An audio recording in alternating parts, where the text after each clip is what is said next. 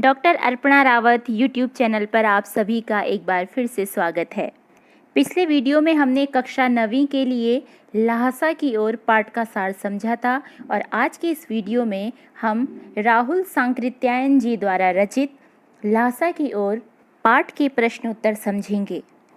पहला प्रश्न है, थोंगला के पहले के आखिरी गांव पहुंचने पर भिखमंगे के वेश में होने के बावजूद लेखक को ठहरने के लिए उचित स्थान मिला, जबकि दूसरी यात्रा के समय भद्रवेश भी उन्हें उचित स्थान नहीं दिला सका।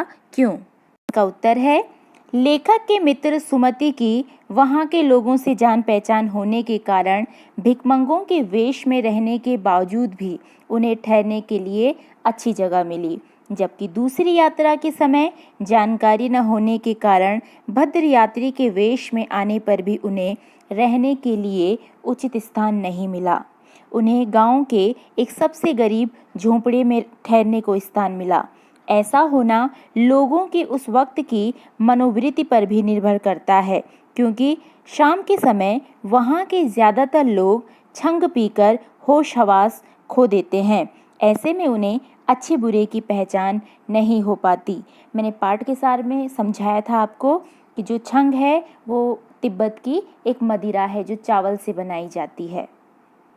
प्रश्न संख्या 2 है, उस समय के तिब्बत में हथियार का कानून न रहने के कारण यात्रियों को किस प्रकार का भय बना रहता था? इसका उत्तर है, तिब्बत में हथियार का कानून न रहने के कारण उस समय यात्रियों को डाकुओं से मारे जाने का खतरा था। डाकू पहले मार देते थे और फिर देखते थे कि उस व्यक्ति के पास पैसा है या नहीं। हथियार का कानून न होने के कारण लोग बंदूक पिस्तौल लेकर घूमते थे।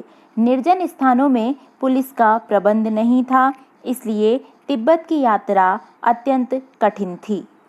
प्रश्न 3 है, लेखक लंकोर के मार्ग में अपने साथियों से किस कारण पिछड़ गया? इसका उत्तर है, लंकोर के मार्ग में लेखक को जो घोड़ा मिला था वह सुस्त था, वह धीमे चल रहा था, इसलिए लेखक अपने साथियों से पीछे रह गए।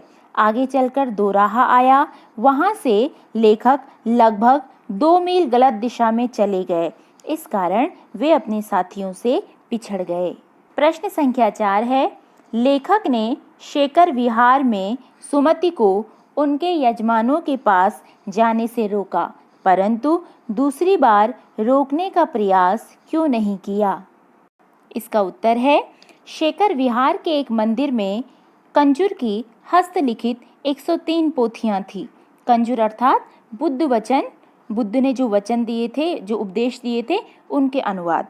वे पोथियां पढ़ने में मग्न थे, इसलिए सुमति ने जब उन्हें यजमानों से मिलने के लिए जाने को पूछा तो लेखक ने उन्हें जाने के लिए कह दिया, क्योंकि वे उस समय किताबें पढ़ना चाहते थे। प्रश्न संख्या 5 है, अपनी यात्रा के दौरान लेखक को किन कठिनाइयों का सामना करना पड़ा? इसका उत्तर है, अपनी यात्रा के दौरान लेखक को निम्नलिखित कठिनाइयों का सामना करना पड़ा। पहला है, उस समय भारतीयों को तिब्बत यात्रा की अनुमति नहीं थी, इसलिए लेखक को भिखारी के रूप में यात्रा करनी पड़ी। दूसरा है, डांडा थोंगला जैसी खतरनाक जगह को पार करना पड़ा। तीसरा है, लंकोर का रास्ता भटक जाने के कारण वे अपने साथियों से बिछड़ गए। चौथा है, शेखर विहार जाते हुए भरिया जो भार उठाता है न मिलने के कारण उन्हें कड़ी धूप में सामान उठाकर चलना पड़ा। प्रश्न संख्या 6 है, प्रस्तुत यात्रा वृत्तांत के आधार पर बताइए कि उस समय का तिब्बती समाज कैसा था? इसका उत्तर है, उस समय तिब्बती समाज में जाति पाति का भेदभाव और छुआछूत नहीं था। औरतों के लिए पर्दा प्रथा का प्रचलन नहीं था, अर्थात औरतें पर्दा नहीं करती थीं। चोरी के भय से निम्न श्रेणी के भिखारियों को घर में नहीं आने दिया जाता था, अन्यथा अपरिचित व्यक्ति को भी घर में अंदर तक जाने की अनुमति थी। घर की औरतों को सामान देकर चाय बनवा सकते थे या स्वयं भी बना सकते थे। वहाँ अतिथि सत्कार अच्छी तरह से किया जाता था। प्रश्न संख्या 7 है, मैं अब पुस्तकों के भीतर था। नीचे दिए गए विकल्पों में से कौन सा इस वाक्य का अर्थ बतलाता है? इसमें विकल्प दिए गए हैं। पहला है लेखक पुस्तकों की शेल्फ के भीतर चला गया। दूसरा है लेखक पुस्तकें पढ़ने में रम गया। तीसरा है लेखक के चारों ओर पुस्तकें ही थी। और चौथा है पुस्तक में लेखक का परिचय और चित्र छपा था।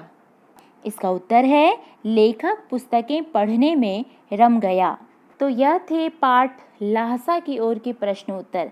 आशा है कि आप सभी को समझ में आया होगा, और यदि अभी भी मन में कोई संशय हो या परेशानी हो तो मुझे टिप्पणी के माध्यम से अवश्य अवगत कराइएगा। धन्यवाद।